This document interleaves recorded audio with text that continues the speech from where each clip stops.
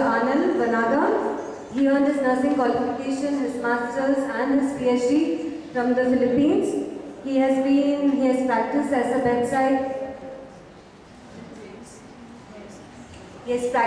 bedside nurse, clinical instructor, lecturer, as well as assistant professor and associate professor. He has written many books on psychology for nurses. He has presented research papers in the national and the international conferences which were held in the Philippines. And recently he has become the editorial board member of the International Journal for Nursing Education. Now I call upon Dr. Arnel to come over and give his presentation. Dr. Arnel.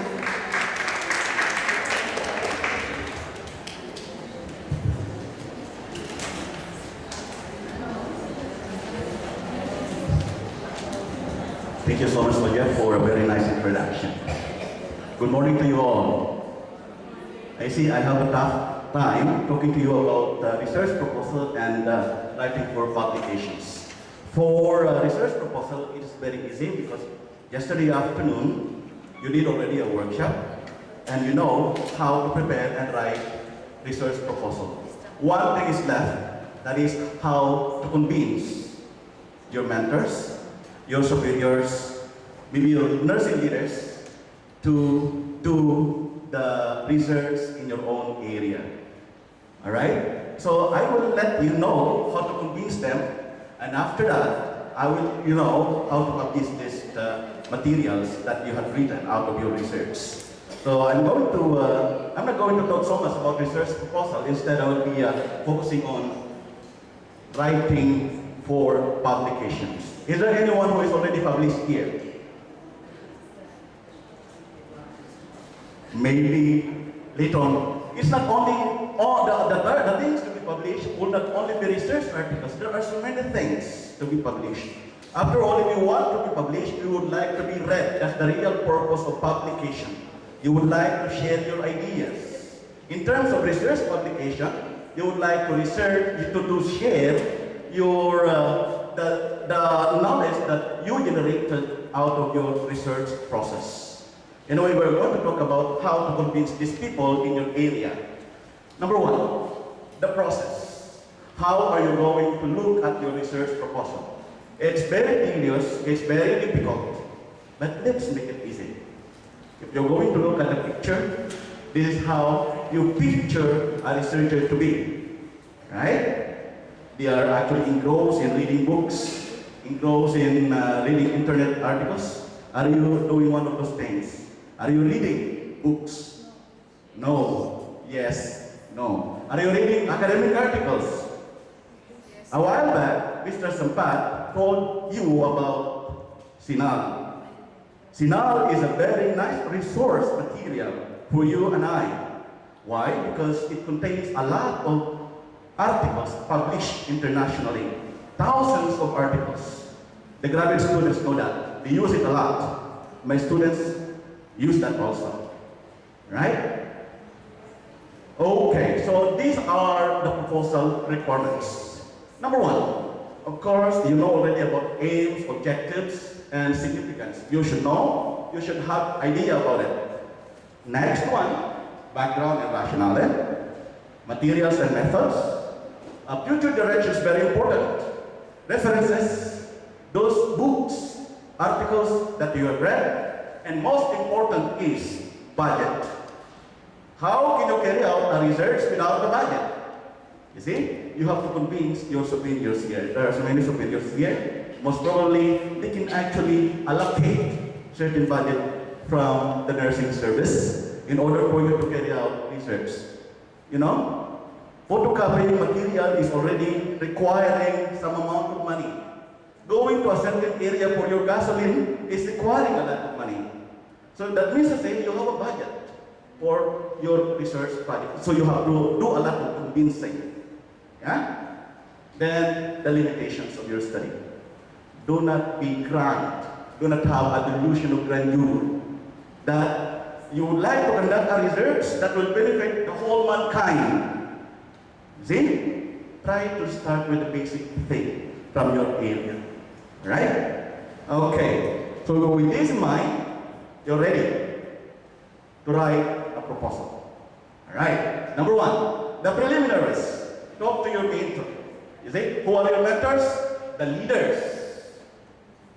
The leaders of your nursing service. Alright? Maybe the people in your area, the nursing director, hospital director, the head of research office in your area. You have to talk to them. Here is my idea. I wrote about this. Here are my preliminaries. Please go over that and allocate some budget for it. So you talk to them. Number two, develop a project that will complete, that you must have complete. A lot of us here are starting a project that could not be completed in time. You see? So that's why you have to start little, from the very basic. Do not be grand. If you are going to do that, you will not finish. Alright, next one. Pick a project that is worthwhile. Look at the different published articles already. Sinal materials are very good to look at this. It's not actually necessary that you are going to be original. You have to review some researches conducted in the past that you think can be applied in your area, and that you have not yet a complete knowledge about that in your area, and that you have to replicate that, you have to study that. Most of the time you're going to look at the research materials published, there is always a conclusion and recommendations that says, may be duplicated, may be replicated, may be conducted locally. So that means to say the author of those articles are actually allowing you to do the further history of the research topic. Okay? Next one. Pick a project that is very feasible, as I said, do not be so grand. Right? Very feasible, that's applicable in your respective area. If your area is psychiatry, what are you going to do? Study psychiatry or study something like a problem in ICU? What do you think? Do not be a know-it-all person. You should know your limitation also as a researcher. Okay? And of course, it can be done in your area. Alright? Okay. So, after preparing the research proposals, you have to submit that to the mentor. Here is my research proposal, kindly go over it. And if there is a budget, please allocate. By the way, the research proposal that I'm talking about is localized. It's different in our academic setup. Because our graduate students, we are asking them to prepare chapters 1, 2, and 3. There are so many, it's a very complicated process. They have to present their title to us. Then after that, after their title is approved, we are going to ask them to prepare chapters 1, 2, and 3. That is in academic setup. But in your setup, very simple preparation. You are not supposed to be writing chapters 1, 2, and 3 first. You have to do the basic thing. So I'm going to tell you what. Alright? So you have to be firm and be clear in the aims, objectives, and your significance of the study. What's the purpose? Will it benefit the nursing service? Will it benefit you? Will it benefit your hospital? Will it benefit your agency? Alright? Or next one. Of course, you have to be writing the specific aims and the objectives, because you cannot do a research proposal without a purpose, without an aim, without an objective. You should write this clearly. I will not discuss further about this because it was discussed yesterday. Being very careful in your wordings. Simple but direct and clear. Do not use highfalutin words. Do not use grand words. Only novelists and poets use that. But researcher, you should be straight and clear. Do not go around the bush, running in circles. After all, you would like to be understood by people. You would like to be understood by your readers. Okay? Alright. So here, these are some of the suggested elements for your aims, objectives, and significance section. I will not dwell about that. It was discussed yesterday. You can read this in my presentation. Alright, of course you have to have short introductory paragraph. Then the long-term research goal, overall objectives, rationally, the reason, very brief. Alright? And then, of course, the expected outcome. You should know, yesterday, I saw the book. They have been looking forward already on the expected outcome to eliminate, most probably, the infection in their area. It's just like that. All right? So you have to look into that. Okay. All right, the background rationally, including literature review. My dean discussed this yesterday, so there is no need to discuss about it. Now you should know. As a researcher, you should read hundreds, not hundreds, maybe tens or 20 articles, academic articles. If possible, hundreds of academic articles. Academic articles will only comprise 3, 4 pages. You have to scan journals and possible books also, okay? So that you have knowledge of your interest area. All right? Okay. The methods. It was discussed to us by my colleagues here. All right? I will not go over that one. And of course, the future direction. How do you look into the result of your research? Will it influence nursing profession? Will it change something? One of the basic purposes of research is actually policy making. It will influence the policy in your area. Whatever the outcome of your result, it will be taken positively by your leaders, and based on the generated knowledge out of your research, they will actually try to do something about it based on the recommendations that you have created. Okay? So with those factors, you're ready to convince already your mentors to fund your studies and approve it. There are so many things to be considered, including the ethical committee. It will pass through the ethical committee from your hospital and from the district. I think if your mentor agrees on it, it will be very easy for you. Do you understand? All right. After the research proposal, you're ready to get the collection of data and the interpretation of data and writing your conclusions and recommendations. After that, you have to publish. Would you like your name to be published in academic journals? How you wish. Whether do it right now. Start right now. I started when I was young like you. I received thousands of rejection letters.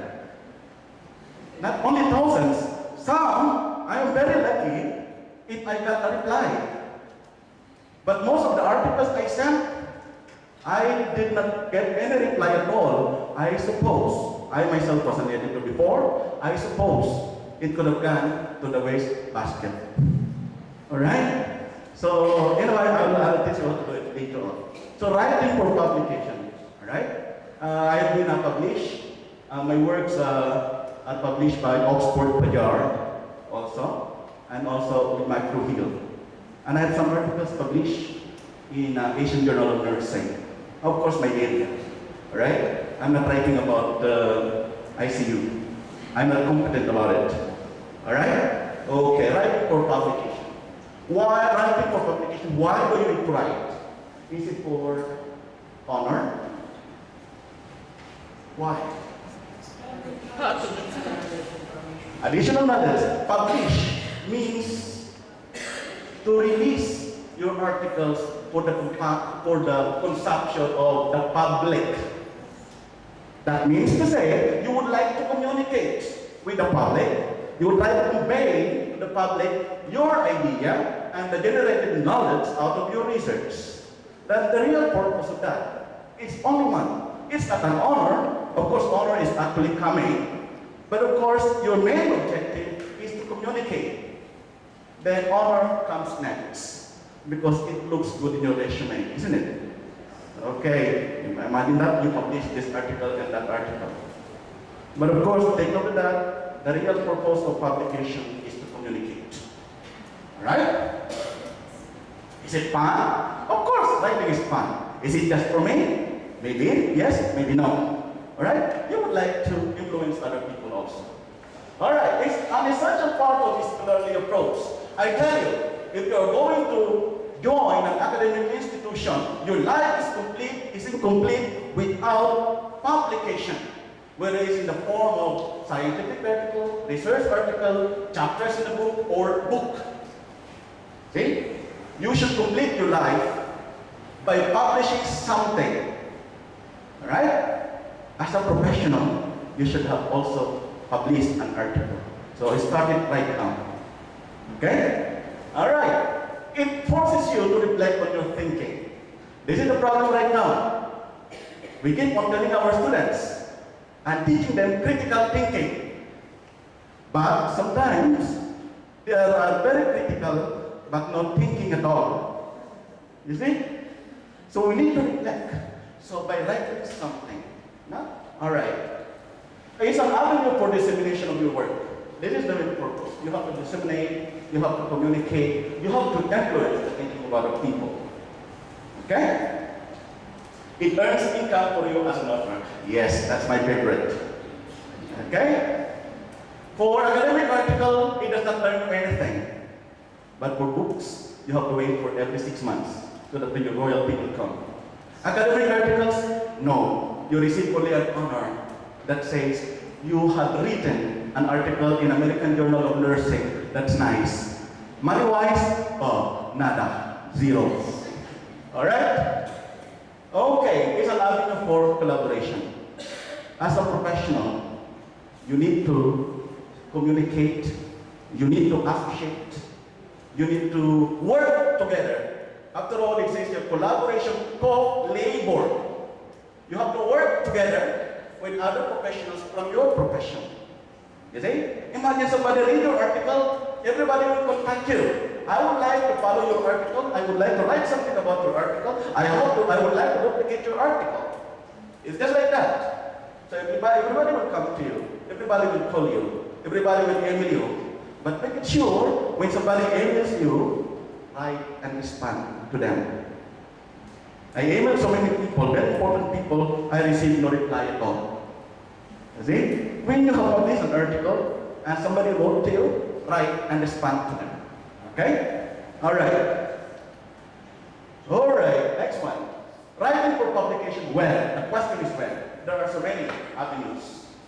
We are not going to be limited only on journals. After all, publication is communication. You have to communicate your ideas, the new knowledge that you have to other people. So, where are the avenues of publications? Of course, number one is a journal for us, academicians in the academia.